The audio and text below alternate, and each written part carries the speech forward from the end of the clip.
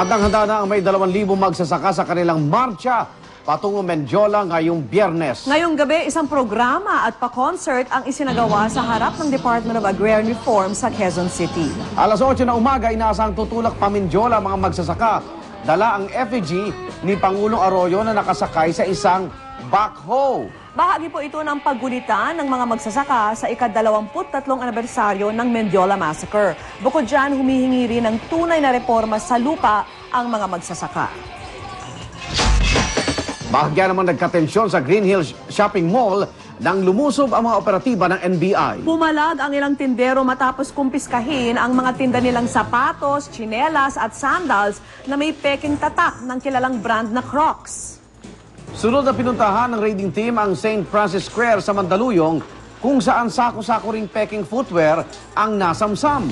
Inihahanda na ang mga reklamong trademark infringement at unfair competition laban sa mga tindahang nahulihan ng mga peking produkto. Ilang personalidad mula sa iba't ibang larangan ang binigyang parangal ng People Asia Magazine. Kabilang sa hinirang na People of the Year sina CNN Hero of the Year Efren Peña Florida, Senator Noynoy Aquino, Gilbert Teodoro at ang kapuso nating broadcaster na si Jessica Soho. Saksi si Connie Sison. Bakas ang saya sa 16 na napiling People of the Year ng People Asia Magazine para sa taong ito. Ibinibigay ang parangal sa mga personalidad na nakapagbibigay ng natatanging kontribusyon sa kanilang mga larangan. You have to be more than extraordinary. You have had to you would have made news, you would have made a difference, you would have set an example, and you would have been a source of inspiration. Mula sa larangan ng politika, kapwa kinilala ang magpinsan pero magkatunggali sa pagkapangulo na sina dating Defense Secretary Gilbert Teodoro Jr. at Senator Noynoy Aquino. I feel honored to have been chosen by a respectable publication.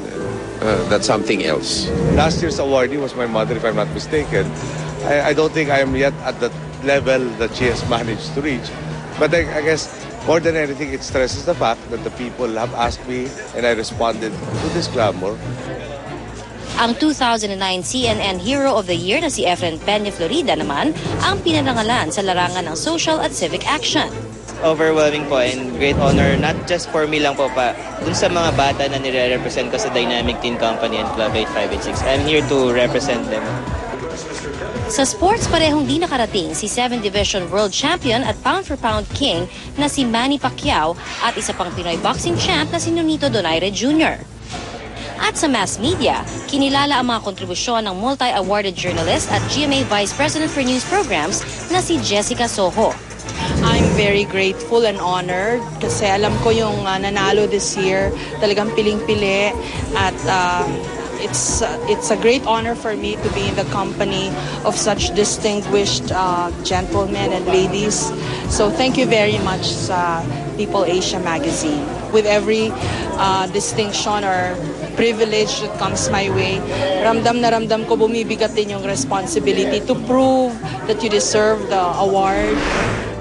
Pinarangalan din sina Ateneo de Manila University President Father Bienvenido Nebres, si Justice Secretary Agnes de Vanadera, si Rico Hizon ng BBC, si Neddy Tantoco ng Rustans, naging First Lady Kay Tinga, veteran newsman lawyer Emil Jurado, Culture and Arts patron Mita Rufino, dating General Manager ng Philippine Plaza Hotel na si Bern Schneider at Philippines Prince of Fashion na si Ino Soto. Ako si Connie Sison, ang inyong saksi.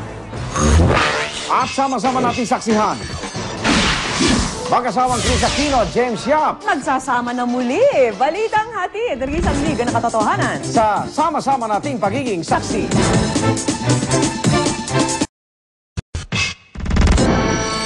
Sa Showbiz Saksi, nagkabalikan na raw sina Chris Aquino at James Yap 2 araw matapos maghiwalay. Nakipag-ayos na rin daw kay Chris ang pamilya ng babaeng sinasabing naging ugat ng away ng mag-asawa. Narito po ang report. Umuwi. Hindi kami yung umalis. Sa biro na lang dinaan ni Chris ang balitang nilayasan niya ang asawang si James Yap noong Lunes dahil daw sa isang babae.